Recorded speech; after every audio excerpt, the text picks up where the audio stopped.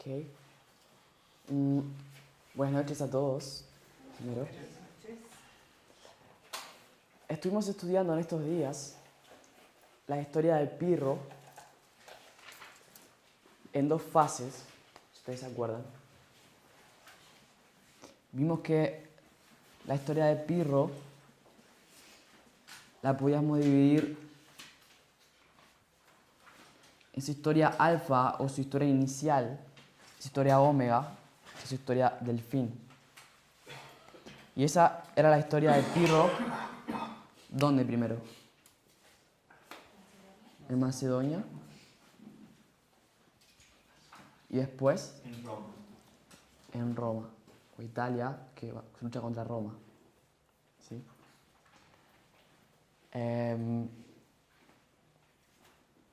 Bien, hemos visto esto como siendo la historia alfa,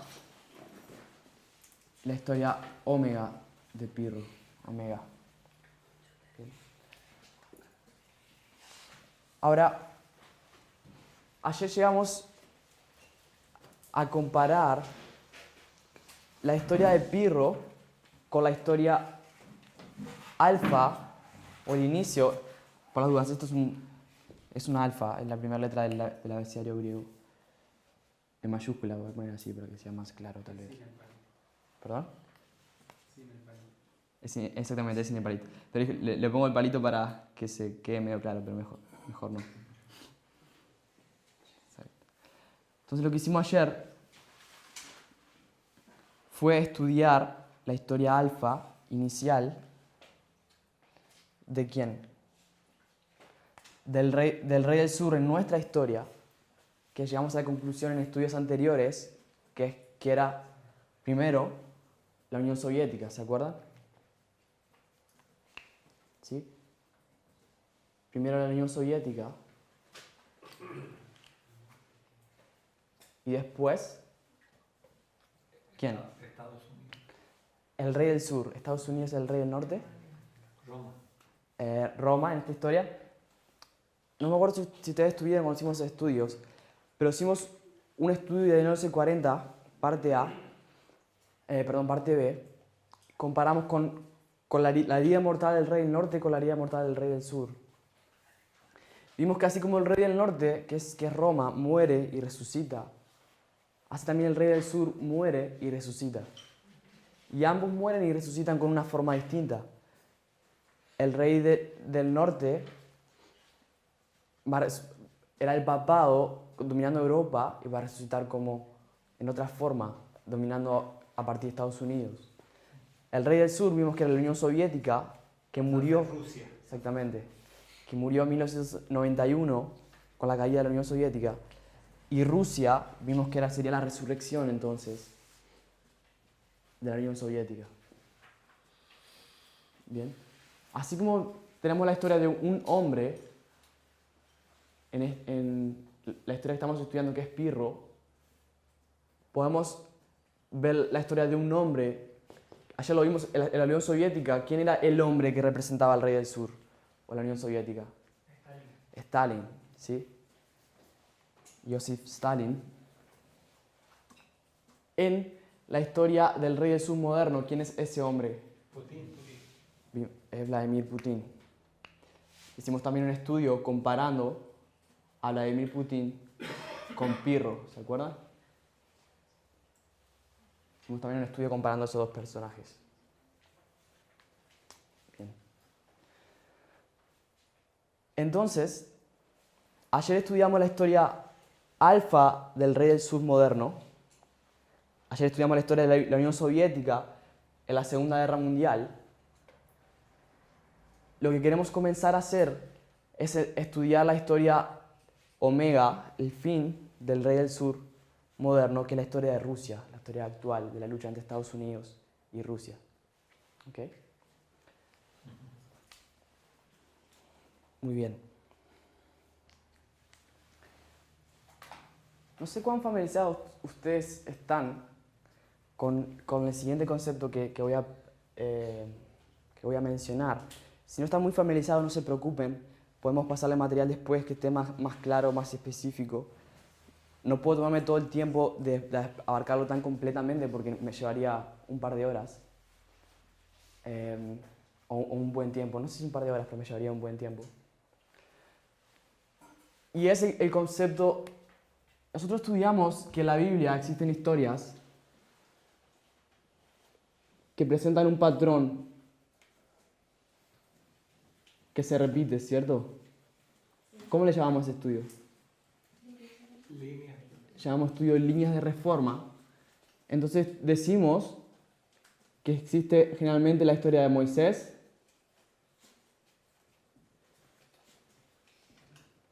la historia de quién? De Cristo. De Cristo,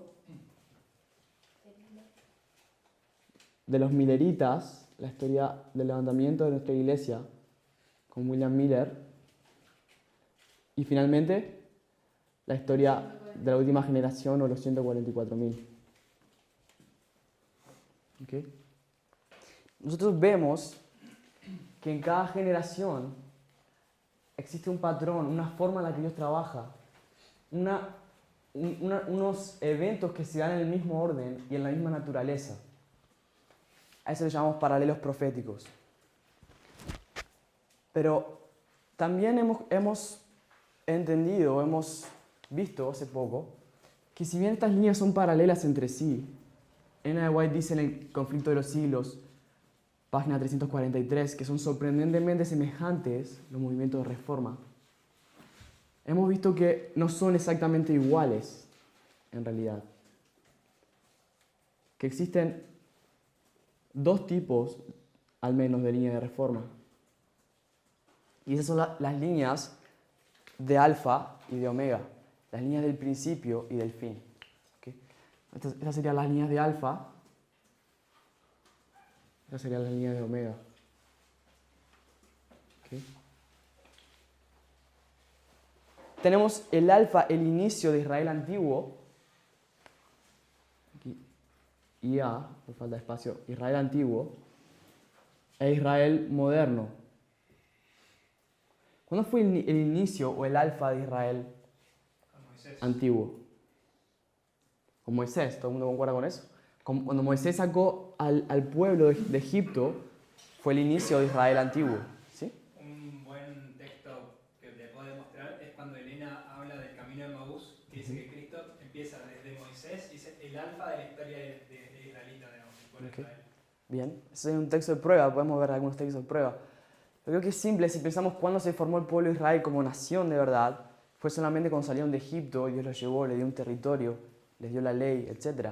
Antes eran una familia, era la dispensación de los patriarcas y profetas, ¿correcto? Entonces, el inicio o el alfa de Israel es con Moisés. Voy a escribir aquí mejor. Alfa y omega. ¿Okay? El fin de Israel antiguo es con quién? ¿Esto de quién? ¿Cuándo termina Israel antiguo? ¿Perdón? No, Cristo. ¿Okay? ¿Qué dijo, hermano? El apareamiento de Esteban, ¿cierto? Correcto. Ese fue el evento que cerró el tiempo que era determinado o cortado solamente para los judíos. Entonces, correcto. El apareamiento de Esteban lo marcamos como el final de la historia de Cristo. Es la última semana donde Cristo hizo su ministerio, ¿cierto? En el año 34 terminó la última de las 70 semanas para los judíos. Entonces, englobamos, dentro de la historia de Cristo se encuentra como último evento el martirio de Esteban. ¿Okay? Entonces, la historia de Cristo, que estudiamos como una línea de reforma, es el omega o el fin de Israel antiguo. ¿Okay? Ahora, si pensamos en Israel moderno, ¿se entiende lo que quiero decir por Israel moderno? ¿Quién es Israel moderno? Su iglesia. La iglesia adventista del séptimo día. Dios tiene un pueblo, primero, antes de Moisés, tiene un pueblo dispersado, ¿sí? Y luego con Moisés lo reúne y lo hace una nación, ¿sí? Lo mismo vemos en la historia de la iglesia adventista. Dios tiene un pueblo dispersado durante los 1260 años dispersado por el desierto, como dice Daniel 12. Pero al final de los 1260 años, Dios va a levantar un pueblo que va a ser la iglesia adventista, que le va a dar también la ley y una profeta, como le dio a Israel. ¿Okay? Entonces, al final de esa historia de dispersión, Dios va a levantar una iglesia, que es la iglesia adventista. Va a comenzar en el tiempo millerita, con Guillermo Miller, proclamando el mensaje de la segunda venida. ¿Alguna pregunta hasta acá?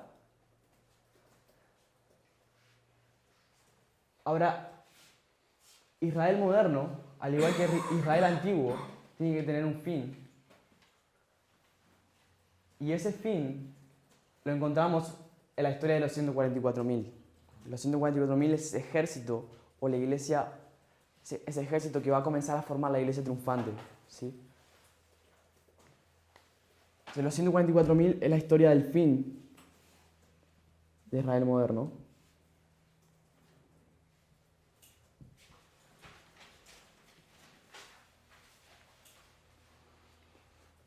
Y así tenemos ese concepto de que las historias alfa y omega en realidad se encuentran en Israel antiguo y en Israel moderno. Y algo que hemos estado estudiando también es que, si bien todas las líneas son semejantes entre sí, las líneas de alfa son más semejantes entre sí, como las de omega son más semejantes entre sí. ¿Okay? La historia del levantamiento del pueblo va a ser más semejante a la historia del levantamiento de la iglesia adventista. Y la historia del fin, cuando los judíos rechazan el mensaje al Cristo, va a ser más semejante a la historia de los 144.000.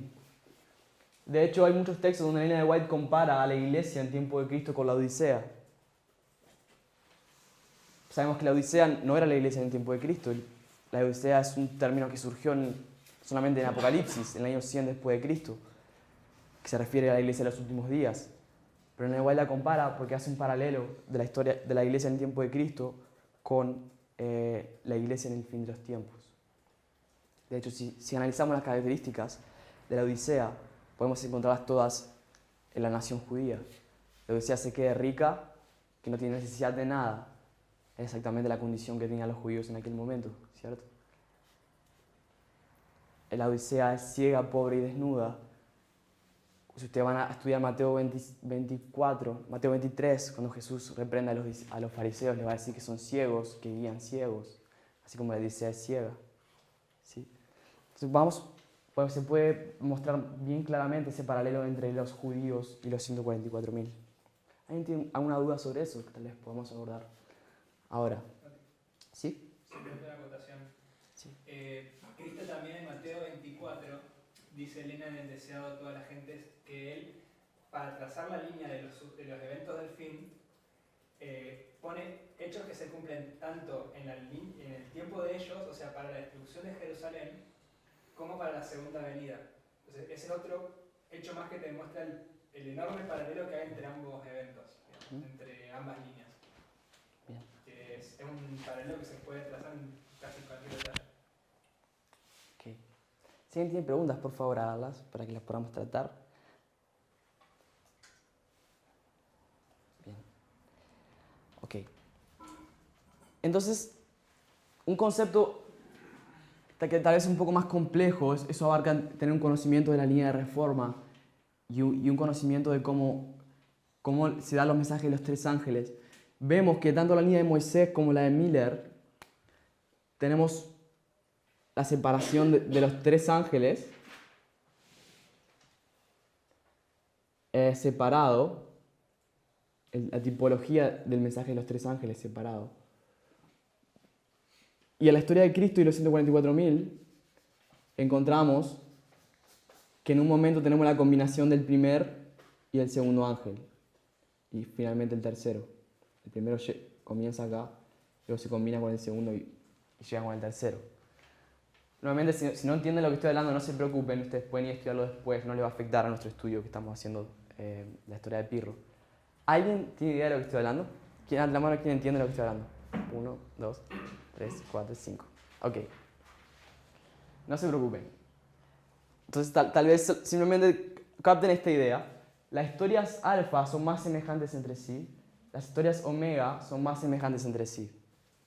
Eso les voy a mostrar, tal vez podemos ver en la misma historia de Pirro y Putin. ¿Okay? La vamos a ver en estas historias. Pero si ustedes van al estudio mismo del pueblo de Dios, van a confirmar el mismo principio que vamos a ver ahora. En realidad estamos tomando de las historias de la Biblia ese principio y lo confirmamos a la hora de aplicarlo en nuestro estudio profético, comparando la historia de Pirro con la historia de la Unión Soviética y Rusia. Entonces, lo que estoy diciendo es que la historia de Pirro en Macedonia va a ser más semejante a la historia de la Segunda Guerra Mundial, como vimos ayer, ¿se acuerdan? Comparamos la historia de Pirro en Macedonia con la historia de la Segunda Guerra Mundial. Y la historia de Pirro en Italia, en Roma, contra Roma, se va a parecer más a la historia de Rusia y de Putin. ¿Okay? Por eso es que yo ahora cambié y puse la historia de Pirro en Italia acá. Dejé la historia de la Segunda Guerra Mundial y puse esta línea que sería la historia de Rusia para completarla. ¿Okay? ¿Alguna pregunta? ¿Comentario?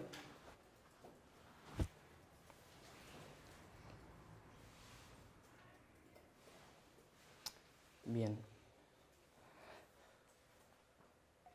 Lo que hacemos con estas líneas es, si ver que son todas iguales, también tienen, ¿qué? Diferencias entre ellas. ¿Okay? Que ahorita no son similares, por ejemplo. Uh-huh. Porque no podés decir que va a pasar exactamente lo mismo en una línea que la otra. Uh-huh. Lo que hacemos es tomar las historias como parábolas, y cuando nosotros vemos las cosas como parábolas, es comparar dos cosas, ¿cierto? Dos o más cosas. Comparamos 4 cosas y podemos ver sus similaridades y ver que son todas semejantes, o podemos ver sus diferencias y ver que son también diferentes entre sí. Es el concepto de comparar y contrastar, ¿sí?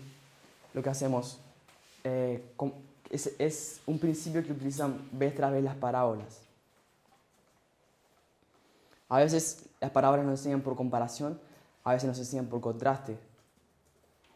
Por ejemplo, ¿se acuerdan de la parábola que Jesús cuenta de la viuda que insiste al rey que le haga justicia de su caso, y el rey que pasa, le hace justicia rápido? ¿No? ¿Se acuerdan que la viuda tiene que insistirle mucho hasta que en un momento él se cansa de escucharla y le hace justicia? ¿A quién representa ese rey? A Dios. Entonces es así. Dios es un Dios que no, bueno, me cansaste, te voy a dar lo que... No. ¿Qué principio está usando esa parábola? Es un contraste. Te está enseñando, si este rey siendo malo te hace justicia, cuánto más Dios, que es bueno, no te lo va a hacer. ¿Sí? Las parábolas usan ese principio de contraste muchas veces también para enseñarnos. Okay. En Palabras de Vida de un Maestro, Elena de White aclara que en esas parábolas el rey, o en la otra parábola como la del amigo inoportuno, no son Dios, esas personas, Claro. que no quieren dar o que no quieren hacer justicia. Dice, la lección se aprende por contraste, dice Elena de White. Exacto. Bien. Bien, ok. Entonces vamos a comenzar a analizar esto. Analizar estas parábolas que hemos visto de la historia de Pirro en Italia y la Segunda Guerra Mundial, para comenzar a sacar algunas conclusiones generales sobre nuestra historia. Lo que pretendo hacer hoy es eso, sacar primeramente algunas conclusiones generales, dar tal vez una tesis o una hipótesis, y después que nos fundamentemos, nos profundicemos más en cada uno de los eventos o de los conceptos que vamos a ver hoy. ¿Okay? Entonces, estas son historias entre el rey del sur y el rey del norte. Hemos dicho que en nuestra historia, el rey del sur es ¿quién? Es Putin, es Rusia, y el rey del norte ¿quién es? Es Estados Unidos. ¿Okay? Entonces tenemos el rey del sur, Rusia, el rey del norte, Estados Unidos. Okay. Pero hemos visto también, ayer terminamos viendo esta parte de la historia de la Guerra Fría, que comenzaba en 1945 con la división de Alemania entre el oeste y el este, comenzando la Guerra Fría que va a terminar solamente en 1989 con la caída del muro de Berlín. ¿Okay? Del muro de Berlín. ¿Y se acuerdan que la historia de Pirro en Macedonia y Pirro en Roma estaban unidas, estaban enlazadas por un mismo evento, por una fecha? Esa fecha era el año 285. Vimos cuando estudiamos la historia de Pirro en Macedonia que en el año 285 Pirro tiene que dejar Macedonia y volverse a su país, ¿se acuerdan? Había perdido la guerra contra Lisímaco y se vuelve a su país. Y es en ese mismo año que acontece que Turio, la ciudad de Turio apela a Roma.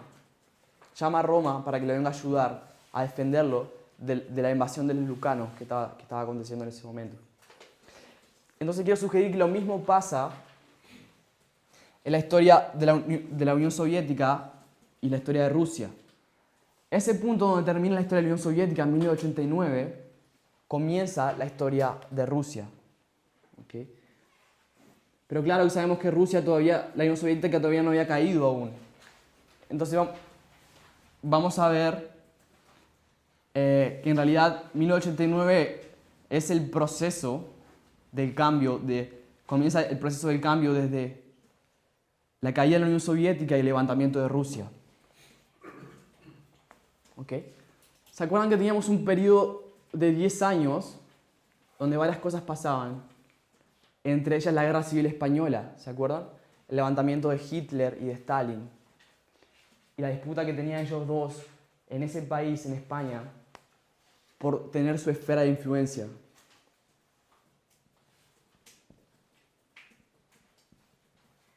¿Alguien puede pensar en un periodo...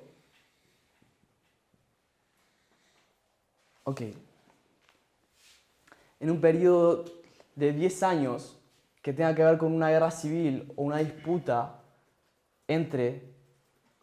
como era en ese momento, entre los nazis y la Unión Soviética, entre el rey del sur y el rey del norte, tiene que ser ahora entre Estados Unidos y la Unión Soviética de aquel momento? Una guerra muy conocida fue la guerra en Afganistán y comenzó en el año 1979. Si te van a la historia van a decir que terminó en 1992. Pero la realidad es que los soviéticos se retiraron de Afganistán en 1989. Ahora les voy a explicar por qué digo eso. Tenemos un periodo de 10 años también, que termina en 1989, con la caída del muro de Berlín, que es el mismo evento al cual nos lleva la historia de la Segunda Guerra Mundial, y esa es la guerra en Afganistán.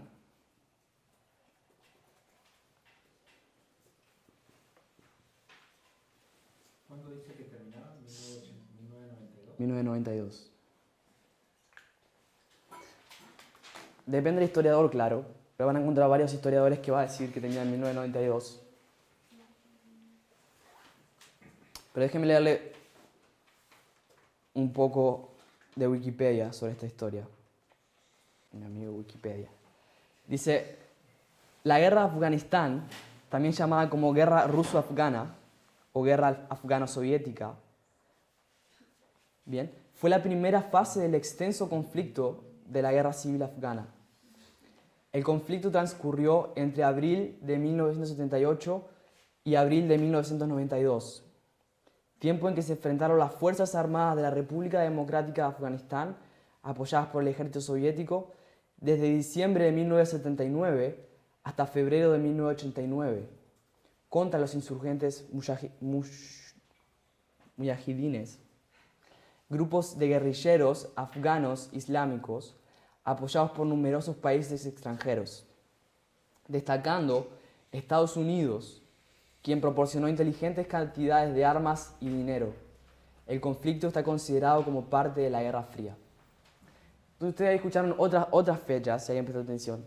Acá dice 1978 hasta 1992. Entonces, ¿por qué yo estoy tomando 1979 hasta 1989?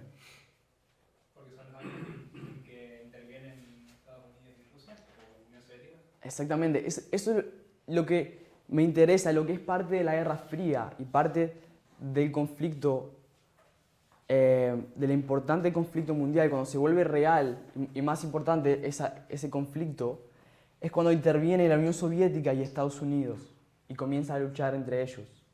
Y eso es lo que estamos buscando proféticamente, una guerra entre el rey del sur y el rey del norte, una guerra civil, que no es otra cosa que una guerra indirecta, una guerra subsidiaria entre dos grandes potencias. ¿Okay? Entonces, en 1979 entran en escena esas dos potencias, Estados Unidos, que apoya a los rebeldes, a los que quieren darle golpe de Estado y gobernar la nación, y tenemos a la Unión Soviética, que está apoyando al gobierno. Es algo bien semejante de lo que estuvo aconteciendo en España, y quiero decir hasta hace poco en Siria también. Es bien semejante lo que está aconteciendo el conflicto en Siria. Si alguien tiene alguna idea, es casi la repetición en realidad de lo que pasó en Afganistán, lo que pasó en Siria hace poco.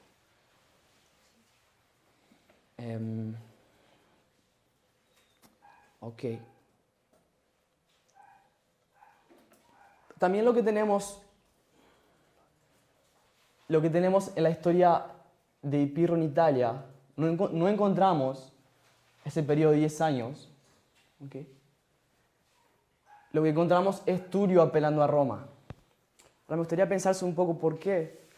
¿Será que no encontramos ese periodo de 10 años en la historia Omega de Pirro? Comenzando, como ya explicamos, la historia Alfa y Omega no son exactamente iguales, tienen características que son diferentes. Y como tal vez mostrando que ese es un principio que encontramos repetidas veces en la profecía, quiero recordarles que ustedes en realidad ya conocen ese principio. ¿Sí? Si pensamos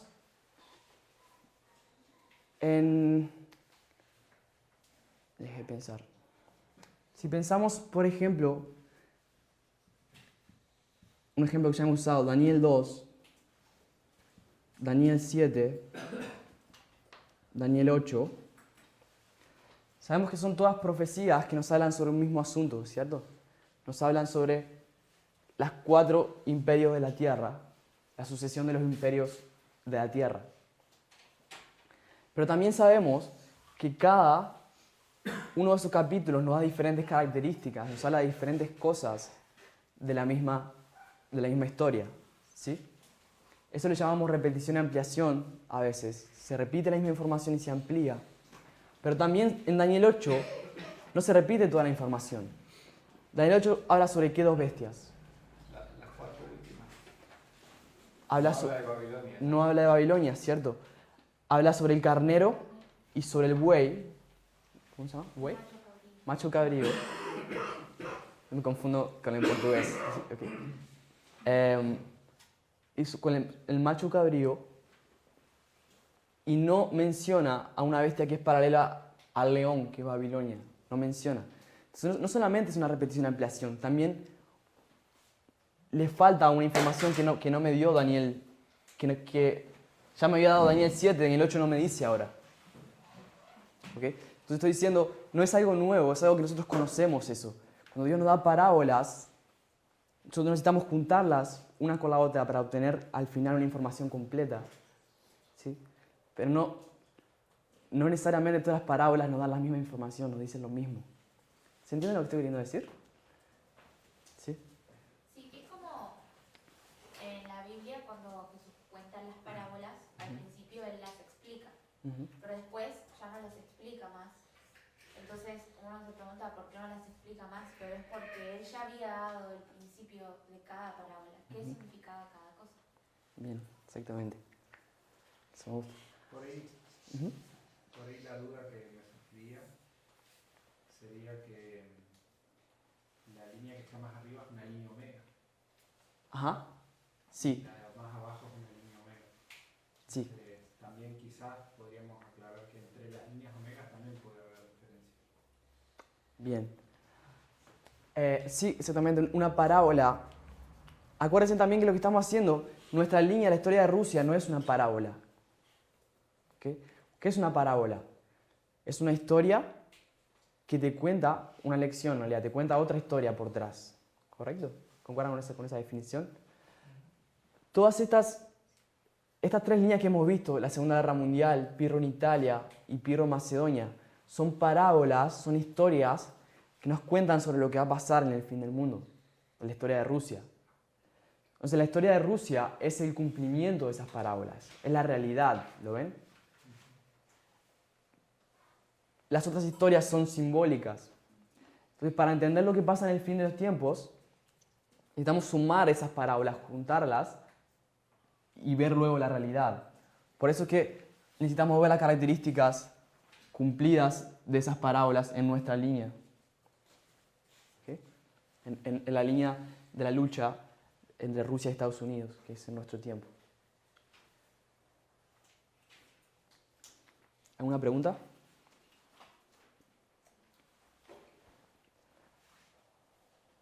Ok, entonces tenemos que al final de la historia, acá al final de la historia de Macedonia, el año 285, se tiene que alinear con 1989. Y eso, lo que pasa es que en el año 285, la historia de Pirro en Italia, es que la ciudad Turio llama a Roma, apela a Roma para que los defienda. Cuando había estado aliado por un tiempo ya a otra ciudad, ¿cómo se llama aquella ciudad? ¿Alguien se acuerda? Tarento, ¿sí? ¿Se acuerdan? Turio era aliada de Tarento, otra ciudad del sur de Italia, pero ahora tiene un conflicto y hay una disputa entre dos partidos de Turio, los aristócratas y los demócratas, que están discutiendo sobre, los aristócratas quieren hacer la alianza con Roma y los demócratas quieren continuar en su alianza con Tarento. ¿Okay?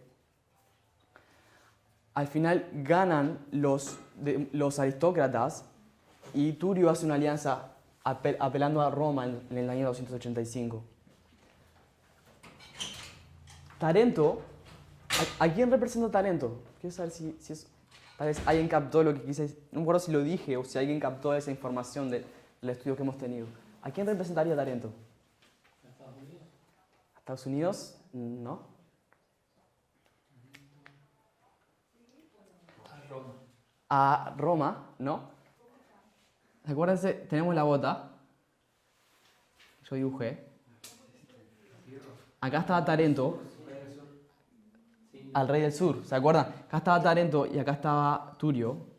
Esto es Turio, esto es Tarento. Esa era una guerra subsidiaria, Exactamente. porque Pirro estaba con Tarento y Acá está Roma. estaba con Turio. Exactamente.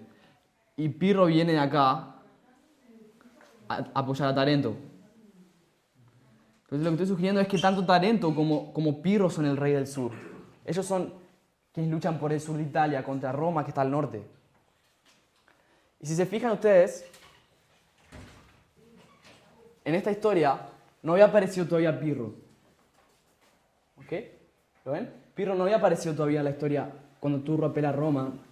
Aparece recién en el año 280, cuando llega a Tarento. Pirro. Eso sugiero que tiene una relevancia, va a tener una importancia. Necesitamos entender qué significa eso en nuestra historia. Porque Pirro vimos que es quién. Es Putin. Y Putin no se encuentra en la historia de 1979 a 1989. Claro, está vivo, pero no es el personaje, no está liderando la Unión Soviética, es simplemente un soldado de la KGB en ese momento. No se encuentra en esa historia realmente. ¿Sí? Entonces lo que estoy diciendo es, Tarento representa al rey del sur en su primera fase, es decir, la Unión Soviética. Y Pirro representa a Putin cuando Rusia aparezca. ¿Cuál era la explicación? Voy de nuevo. Vemos en la historia de Pirro en Italia que en estas primeras partes, en estos primeros eventos, Pirro no aparece. Tenemos a Turio operando a Roma, después Tarento va a atacar a Turio, ¿se acuerdan? Se enoja porque hizo la alianza con los romanos y lo ataca. Y recién después va a aparecer Pirro que llega a Tarento, porque cuando lo llaman los tarentinos. ¿Ok? Entonces voy a decir, que no tenemos rey del sur entonces en esa historia. Si no, no puede ser que no tengamos rey del sur. Siempre es una guerra entre el rey del sur y el rey del norte. Tarento está representando al rey del sur en esa historia mientras que Pirro no llega. ¿Ok? Eso es lo que estoy sugiriendo. Y estoy sugiriendo que eso significa algo en nuestra historia también. Que no vimos que Pirro representaba a Putin, pero Putin no es el rey, el presidente, el gobernador de la Unión Soviética en esta historia. Putin solamente aparece más adelante, así como Pirro solamente aparece más adelante. Estoy diciendo es que Tarento representa al rey del sur cuando es representado por la Unión Soviética primeramente, que después va a cambiar por Putin. ¿Sí? ¿Ahora sí? Bien. Si a alguien no le quedó claro, después puede venir a preguntarme, intento hacer un dibujito más claro, pero no tengo mucho espacio ahora. Bien. Ok. Entonces pasa eso, Turio apela a Roma. Hay una ciudad que antiguamente era aliada de Tarento, que ahora decide cambiar de aliado. Entonces, lo que necesitamos ver es que una ciudad aliada de la Unión Soviética decide cambiar de aliado en ese tiempo. Una ciudad, no una ciudad específicamente, un poder, ¿cierto? Un poder, una nación que sea aliada de la Unión Soviética y como Turio decide cambiarse al rey del norte ahora, a Estados Unidos, del occidente. ¿Ok? Voy a sugerir que esa nación es Ucrania. ¿Ok? Ucrania en 1989 decidió por un referéndum, por un voto popular, que iba a abandonar la Unión Soviética y que iba a comenzar ahora a ser aliado del occidente, de Europa Occidental y Estados Unidos. ¿Ok? Voy a leerles un poco de Wikipedia sobre eso.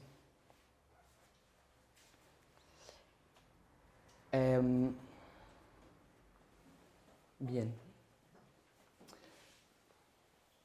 Dice lo siguiente, las políticas de Gorbachov, de la perestroika y la glasnost, esos son los cambios que Gorbachov propuso para pasar del comunismo al liberalismo, o más bien a la economía. Dice, no llegaron a Ucrania tan rápido como a otras repúblicas soviéticas, por el nombre de gobernador, que no puedo decirlo, es el ucraniano, un comunista conservador nombrado por Brezhnev como primer secretario del Partido Comunista de Ucrania, quien renunció a su cargo en 1989. El desastre de Chernobyl de 1986, las políticas de rusificación y el aparente estancamiento social y económico llevó a varios ucranianos a oponerse a la dominación soviética. La política de Gorbachov de la perestroika no fue aplicada en la práctica. El 95% de la industria y la agricultura todavía era propiedad del Estado en 1990. ¿Okay? La idea de las políticas de Gorbachov era liberar los medios de producción que era propiedad del Estado a lo privado, ¿sí? Así pasar a un gobierno capitalista. Pero dice, eso comenzó en 1989 y para 1990 todavía el 95% de la industria continuaba en manos del Estado. O sea, era muy lento en realidad el avance que estaba haciendo Gorbachov. La propuesta de una reforma que a su vez no se pudo cumplir se convirtió en un factor de oposición al régimen soviético. La política de glasnost, que puso fin a la censura del Estado, llevó a la diáspora ucraniana para conectarse con sus compatriotas en Ucrania, a la revitalización de las prácticas religiosas mediante la destrucción del monopolio de la Iglesia Ortodoxa y creación de folletos, revistas y periódicos de la oposición. ¿Ok? que voy a resumir un poco lo que acabo de leer. Básicamente pasa lo siguiente. Gorbachev dice en 1989 que él va a comenzar a cambiar de políticas. La gente en Ucrania está cansada de la crisis que hay por causa del comunismo. Pero las políticas de Gorbachev avanzan muy lento, casi que no se aplican en realidad, solamente se quedan en la teoría. Por lo tanto, la gente comienza a oponerse y comienza a hacer cambios en Ucrania. Una de las características de la Unión Soviética es que la única iglesia que era permitida era la iglesia ortodoxa rusa. ¿Okay? Y Ucrania acaba con ese principio de la Unión Soviética, permitiendo que otras iglesias comiencen a predicar, a evangelizar y que se instituyan dentro de su país. ¿Okay? Dice, el resultado del referéndum de independencia de Ucrania de 1991 resultó ser una sorpresa. La mayoría de las provincias votaron a favor de la independencia. La independencia de Ucrania, de la Unión Soviética, fue reconocida casi de inmediato por la comunidad internacional. Fue la primera vez en el siglo XX que la independencia de Ucrania se había intentado sin ninguna intervención extranjera o guerra civil. En 1991, las elecciones presidenciales de Ucrania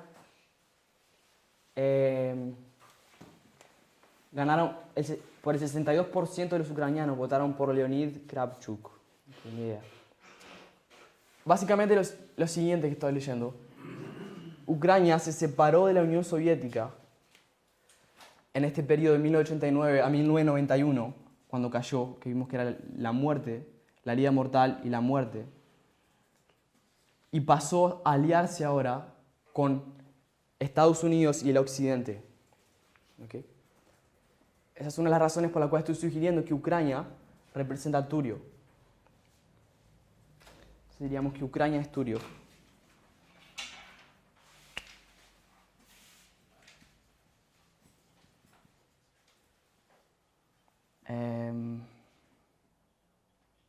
Ucrania se cambia al occidente.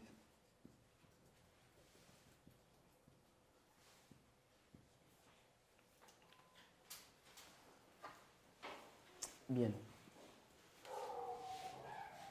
Lo próximo que vemos es que Tarento va a atacar a Turio como represalia de lo que hace Turio, de cambiarse al occidente.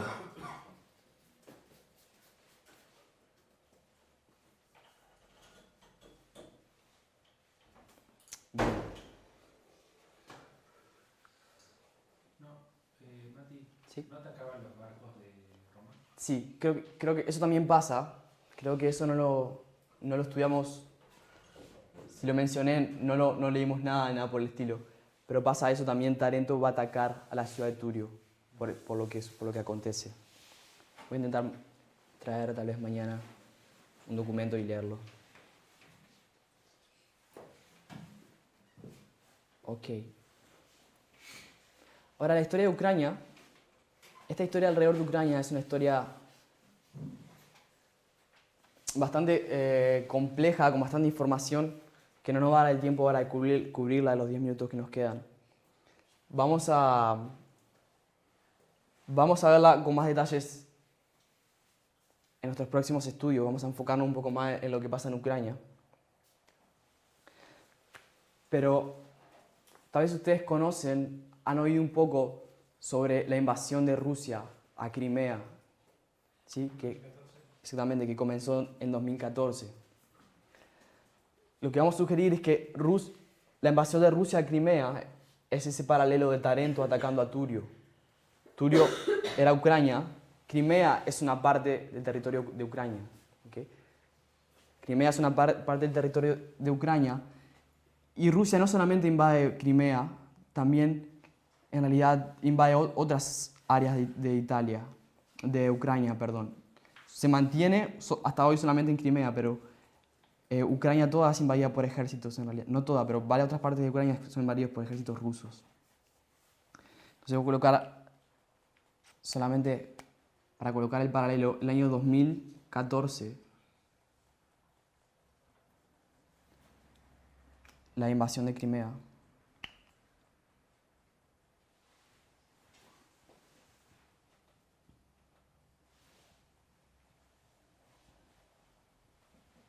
Si tienen preguntas sobre eso, no se las olviden. Cuando vayamos a estudiar, por favor, hagan las preguntas para que podamos sacarnos las dudas y podamos entender un poco mejor lo que estamos diciendo, lo que estamos viendo.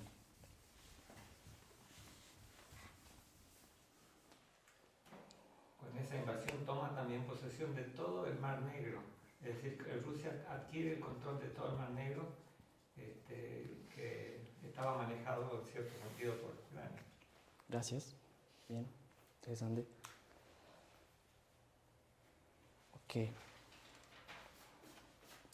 Lo próximo que tenemos que comenzar a ver,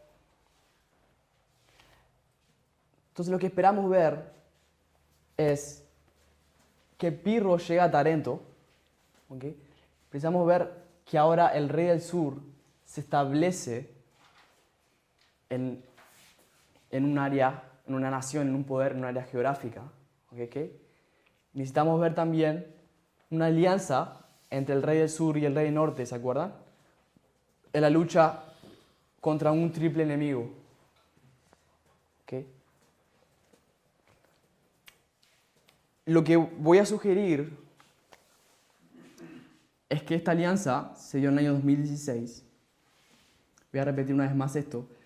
Le estoy colocando la tesis, la propuesta, y después vamos a ir parando en cada evento, estudiándolo con más detalles, con más profundidad, y vamos a tener más tiempo a hacer preguntas, etc. Esto fue en el año 2016, y fue con la alianza, siendo el rey del sur Putin, el rey del norte Estados Unidos. En 2016, ¿quién ganó las elecciones en 2016? Fue Donald Trump. ¿Okay? Entonces voy a decir, la alianza del rey del sur y el rey del norte es la alianza de Donald Trump y Putin.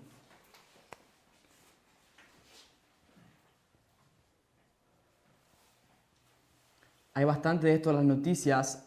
Hasta hace poco estaba agitándose mucho esa historia del Mueller Report, del reporte de Mueller. Es esa investigación que se abrió a partir del año 2016 sobre Donald Trump para ver cuál fue su relación con Rusia y para ver si se podía comprobar que de hecho Rusia ayudó a Donald Trump para ganar las elecciones siendo él consciente y habiendo confabulado con Rusia. Ya está confirmado que Rusia ayudó a Donald Trump para ganar las elecciones, no hay duda sobre eso. El reporte, la investigación de Mueller es solamente para saber si Donald Trump sabía y si él estaba confabulando con Vladimir Putin para eso. ¿Okay? Pero todos los ministerios de defensa de Estados Unidos, no se llama ministerio, se llama de otra forma, las agencias de inteligencia y de defensa de Estados Unidos, en el mismo año 2016, unánimemente, por medio de investigaciones separadas, llegaron a la conclusión de que Rusia intervino en las elecciones de 2016. ¿Okay? Vamos a estar estudiando eso con más detalle. Se sabe que entonces que Rusia ayudó a Donald Trump a ganar las elecciones. Lo que está aún por confirmarse, nosotros lo confirmamos por medio de la profecía, aunque también hay pruebas bastante suficientes para probar eso en la prensa, de que Donald Trump se alió con Vladimir Putin para ganar las elecciones. Y lo que Donald Trump quiere conquistar, lo primero que necesita conquistar es un triple enemigo. ¿A quién necesitaba conquistar Hitler para conquistar el mundo en su época? ¿A quién necesitaba vencer Hitler? El Vaticano. El Vaticano, Francia, Polonia, Inglaterra, ¿okay? La triple aliada, los triple alianzas, ¿se acuerdan? Los tres aliados, Francia, Inglaterra y Polonia, solamente a ellos o a alguien más para conquistar el mundo. A Stalin también, ¿cierto? La Unión Soviética necesitaba conquistar. Por eso es que después en 1941, él se va atrás de Rusia, la Operación Barbarroja. En realidad, el rey del norte necesitaba conquistar al rey del sur también, pero hace una alianza momentánea para conquistar a su primer enemigo. Y eso era con una razón. ¿Se acuerdan que en la Primera Guerra Mundial él había tenido que luchar en 2 frentes y él no quería que vuelva a pasarle, quería luchar solamente en un frente? Entonces el primer frente en que va a luchar Hitler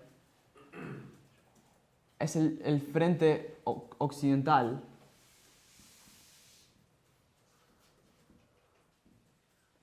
es decir, contra los 3 enemigos, contra los aliados, y después va a comenzar, a partir de 1941, va a comenzar a luchar en el frente oriental contra la Unión Soviética.